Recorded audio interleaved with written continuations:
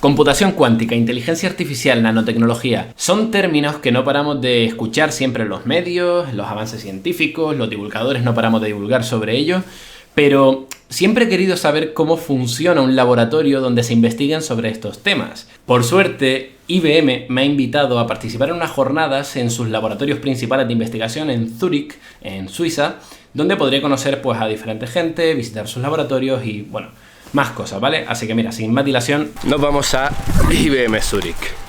Y bueno, mira, me ha pillado día de lluvia, pero no pasa nada. No tengo ni idea de lo que esperar de todo este evento. Puede ser que sea una visita normal a una universidad, o puede que sea ir a la fábrica tecnológica de Willy Wonka.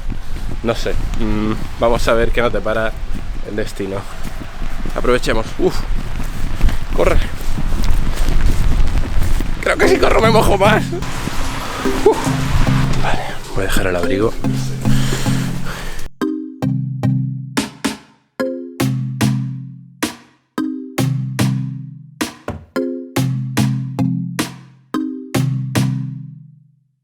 De momento por la mañana lo que hemos hecho ha sido ver una serie de charlas de diferentes personas que trabajan aquí en el laboratorio, contándonos un poco pues lo que trabajan aquí, ¿no? Lo que está relacionado con Machine Learning, lo que está relacionado con cuántica, lo que está relacionado con ciberseguridad, blockchain. Y básicamente son también los temas que tienen un poco aquí expuestos en la entrada de este Client Center.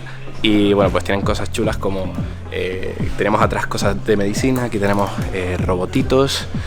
Tenemos diferentes cosas, tenemos realidad virtual también porque tienen gamificación de los diferentes experimentos que hacen en IBM, pero quizás lo más interesante que tenemos aquí es esto de aquí atrás, que es una réplica del ordenador cuántico, que luego nos van a enseñar que es este de aquí, a ver si con suerte lo puedo grabar, pero esto sería básicamente lo que tenemos en el interior de un ordenador cuántico.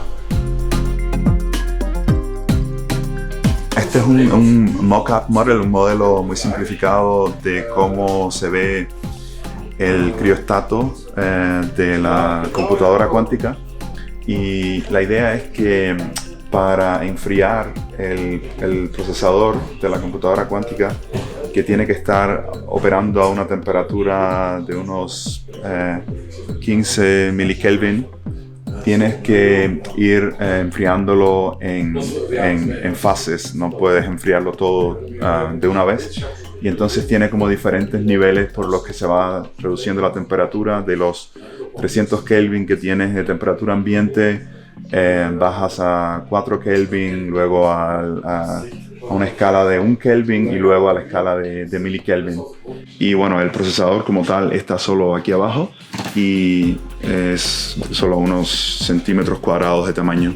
Aquí nosotros tenemos un procesador que creo que tiene 4 o 5 qubits solamente, porque lo que hacemos aquí en nuestro laboratorio es mejorar los qubits, el hardware como tal, en relación a parámetros como por ejemplo el tiempo de coherencia de los qubits, que es uno de los parámetros más importantes, porque el tiempo de coherencia te da el tiempo en el cual el estado cuántico del qubit se mantiene estable, y eso te permite hacer más operaciones en un circuito o en un algoritmo. De hecho, el tiempo de coherencia limita la longitud de los algoritmos que se pueden hacer dentro de la computadora.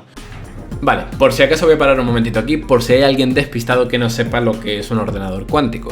Un ordenador cuántico no es más que un tipo de computador que se aprovecha de las propiedades naturales de la física cuántica, pues por ejemplo, propiedades como el entrelazamiento cuántico, como la superposición, como el paralelismo cuántico que todo esto genera, para poder desarrollar una serie de algoritmos que son exponencialmente más rápidos para determinados tipos de problemas que lo que sería un ordenador tradicional como el que estás utilizando ahora mismo en casa. Es decir, al final estamos hablando de desarrollar una tecnología donde nos estamos aprovechando de todas estas propiedades cuánticas que son muy contraintuitivas si lo intentamos poner dentro de nuestro paradigma clásico, para aprovecharlas en nuestro propio beneficio y desarrollar unas herramientas que podrían suponer una revolución dentro de la computación moderna. De todo esto no quiero decir mucho más porque próximamente en el canal vamos a hablar de computación cuántica. Les voy a intentar explicar lo que es un algoritmo de computación cuántica, pero de momento con esto ya me vale. Continuamos con el vídeo. Otra de las cosas que hay que asegurar aquí dentro del criostato es que tengas este tipo de como de barras, que lo que hacen es compensar los cambios geométricos por el tema de dilatación y contracción por cambios de temperatura. A la vez que estás enviando señales de microondas aquí para cambiar el estado de los qubits, pues estás introduciendo calor y esto provoca dilatación o contracción, y estos cambios de temperatura, o sea, tú quieres mantener siempre la distancia entre todas estas partes constante. Y otra de las cosas que se hace, como te decía ahorita, es lo de atenuar la señal de microondas, que también es importante porque la potencia con la que la señal entra es demasiado alta y te produce un calentamiento del procesador que no quieres tener.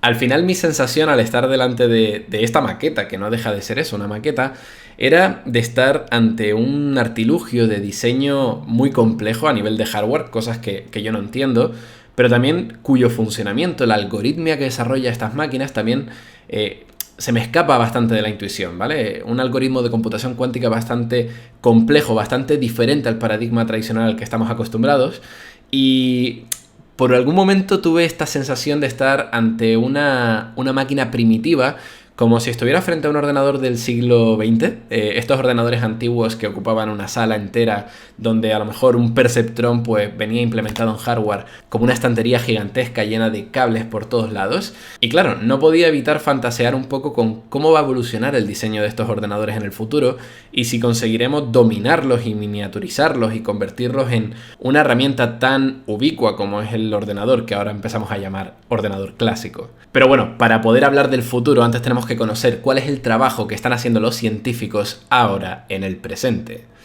Era hora de bajar al sótano y conocer los laboratorios de IBM.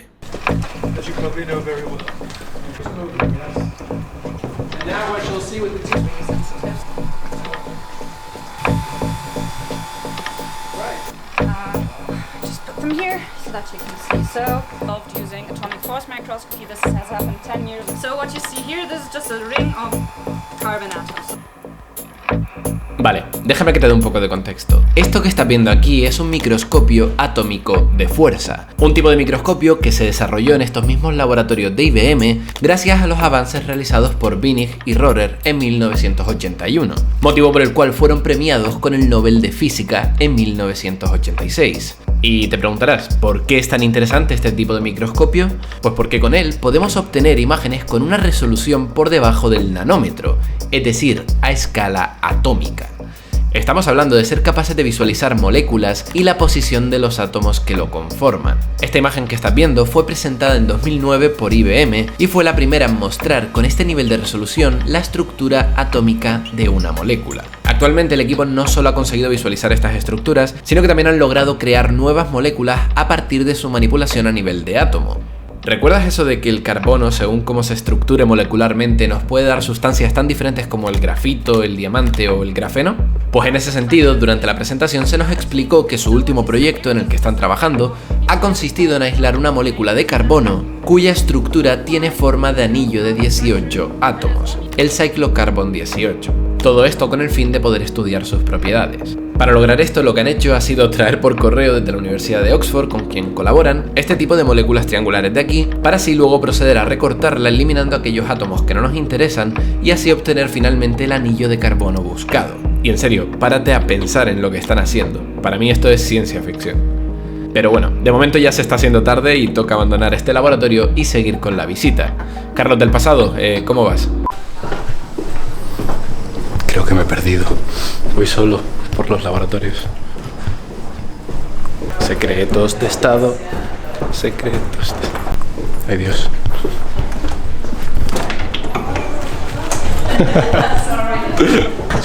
Level is yeah, because you can see we're actually Okay, yeah, working. yeah, we're La siguiente visita era la joya de la corona.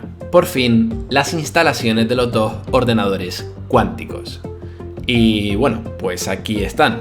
En realidad, esto quizás no es tan espectacular de ver como era el diseño de la maqueta que hemos visto antes, y por eso te dejo ver estas imágenes de archivo de aquí de lo que hay en el interior del termo. En cualquier caso, es impresionante estar ante un logro tecnológico de tal calibre, más aún sabiendo que la temperatura interior de estos termos está muy próxima al cero absoluto de temperatura, a 15 milikelvins, dejando en comparación al espacio exterior como un lugar caliente. Quizás para mí lo más reseñable que les puedo compartir de esta sala es su sonido.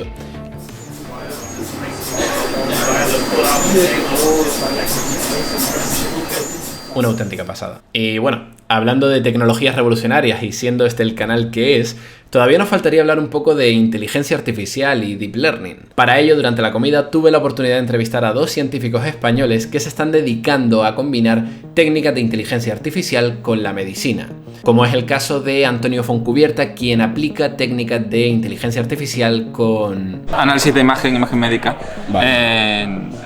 Patología digital. Las imágenes patológicas es algo que se hace en hospitales generalmente, y el caso más típico es eso, son análisis de imágenes para biopsias. La situación actual es que todo esto hasta ahora se venía haciendo de forma manual, con microscopio y demás.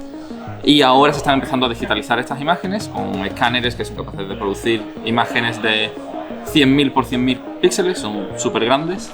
Todo esto trae complejidades, con lo cual existe el beneficio de poder usar Machine o Deep Learning para poder analizarlas más rápidos, también reducir la variabilidad entre distintos patólogos y demás, claro. Y un poco mejorar o disminuir la carga de trabajo que tienen y que se puedan centrar los patólogos realmente en lo que es información relevante. Vale. Se está empezando ahora a hacer patología digital, no es como radiología, como análisis de imagen médica de otro tipo, que sí lleva a lo mejor 20 o 30 años de historia en digital. Esto es algo que está empezando ahora, entonces hasta ahora básicamente se explora con un microscopio y se toman notas. Este tejido tiene tal característica, tal otra, se comprueba que cumple una serie de casos definidos en las guías clínicas, y entonces se establece el grado, se establece la clasificación o lo que sea. Pero hasta ahora es principalmente análisis visual por parte del patólogo con su experiencia y un informe. Claro, el problema, entre comillas, que tiene Deep Learning es que siempre necesitas algunos datos con los que entrenar, con lo cual puedes lograr ser tan bueno como un patólogo que es el que te ha proporcionado los datos, ¿no? Entonces eso sí es algo a lo que ya se ha llegado, que existen modelos que tienen una tasa de acierto similar a la de un patólogo, lo único que se consigue más rápido y descarga mucho el trabajo de mirar lo que no es relevante. Y además las ventajas que tiene es que puedes con técnicas digitales puedes usar información de 2 fuentes a la vez, por ejemplo. Vale. Entonces puedes ver 2 tipos distintos de tintura a la vez y sacar información a partir de eso. Muchas gracias. De nada. A ti. Es interesante porque se ha hablado cómo la propia naturaleza de estos datos médicos puede acabar limitando el propio rendimiento de estos algoritmos. Y claro, con esto siempre se me viene la típica pregunta de si este tipo de herramientas en el futuro acabará sustituyendo a los doctores. Sobre esto he podido hablar también con la investigadora María Rodríguez. Bueno, pues yo soy física de formación, yo hacía astrofísica y hace como unos 10-12 años me cambié a la biología de sistemas, que es un campo que bueno, hoy día ya está asentado, pero en aquellos momentos estaba empezando a nacer. Y la idea es utilizar datos, se llaman tecnologías de alto rendimiento para producir datos experimentales en gran volumen con los que puedas construir modelos para predecir algo para el paciente. Nosotros trabajamos mucho en cáncer. Entonces, por ejemplo, específicamente en cáncer trabajamos con datos genómicos, por ejemplo, secuencias de DNA, trabajamos con datos de transcriptómica, que son secuencias de mRNA, es RNA messenger, y trabajamos con datos de proteómica. Y la idea es utilizar pues, inteligencia artificial, ya sea machine learning o deep learning, o a veces incluso modelos más matemáticos en función del tipo de datos que tengamos, pues, para predecir diferentes cosas. Por ejemplo, podemos predecir, clasificar un paciente. Si un paciente tiene un cáncer, ¿este cáncer es agresivo o es benigno? A ver, por ejemplo, el cáncer de próstata, el 90% de los casos son benignos, que solamente hay que seguir al paciente, pero no hay que hacer nada. Es importante clasificarlos de manera correcta. Últimamente también trabajamos mucho con lo de medicina personalizada, o sea, no solamente clasificar al paciente de manera precisa, pero decir cuál es la mejor terapia para este paciente. Y ahí tenemos diferentes proyectos. En ciertos proyectos intentamos simplemente decir de los fármacos que están aprobados, es decir, este es el mejor fármaco para este paciente en función de las mutaciones que este paciente tiene. Lo que estamos haciendo ahora también, que sería esa investigación que realmente se está desarrollando ahora mismo, o sea que no es un proyecto que tengamos ahora mismo que ya se pueda poner a llevar a la clínica, sino que realmente estamos trabajando en ello, es también diseñar nuevos fármacos. Y ahí la idea es que la industria farmacéutica, se supone que es las entidades que tenían que desarrollar nuevos fármacos, tienen muchísimos problemas para producir nuevos fármacos. El problema es que, bueno, para empezar es muy caro porque la mayoría de los intentos que se hacen nuevos fármacos fallan. Ya sea porque el fármaco tiene efectos tóxicos, ya sea porque no funciona como se esperaba. Utilizar inteligencia artificial para tener mejores candidatos, para empezar el proceso de drug discovery. O sea, empezar de manera un poco aleatoria, que es lo que estoy hoy día, pues intentar con muchos compuestos a ver cuál funciona, pues a utilizar deep learning para tener a lo mejor estos candidatos creemos que no van a funcionar y estos son mejores candidatos. Y una vez que tienes estos candidatos, pues tienes que hacer todo el proceso de ensayos clínicos, ensayos en animales muchas veces, ensayos en humanos, pero bueno, al menos ya empiezas con un conjunto de candidatos que creemos que son mejores. Y ahí estamos trabajando mucho utilizando deep learning. Yo una cosa que quiero dejar claro es que la idea de la inteligencia artificial en la medicina no es sustituir a los doctores, eso jamás se va a hacer. Yo creo que la inteligencia humana y la inteligencia artificial no están compitiendo, sino que se ayudan los unos a los otros. A ver, esa es la comparación entre la inteligencia artificial y la inteligencia humana. La inteligencia artificial es muy buena cuando tienes una única tarea. Cuando le dices, sepárame la clasificación A de la clasificación B y tienes un montón de datos para entrenarlos, ahí sí que nos ganan. Pero la inteligencia humana es mucho más potente a la hora de mirar, de encontrar patrones en conjuntos diferentes. Cuando las tareas que tienes que hacer computacionalmente están mucho más difusas y menos bien definidas. Por eso creo que un ordenador no va a sustituir nunca a un doctor. Pues encantada. En este punto del día yo ya estaba más que satisfecho, ¿vale? O sea, había visto todo lo que quería, que era computación cuántica, inteligencia artificial, nanotecnología, había visitado los laboratorios, había tenido conversaciones con científicos. Yo ya estaba más que satisfecho, pero claro, es que yo no podía sospechar que lo mejor estaba por venir.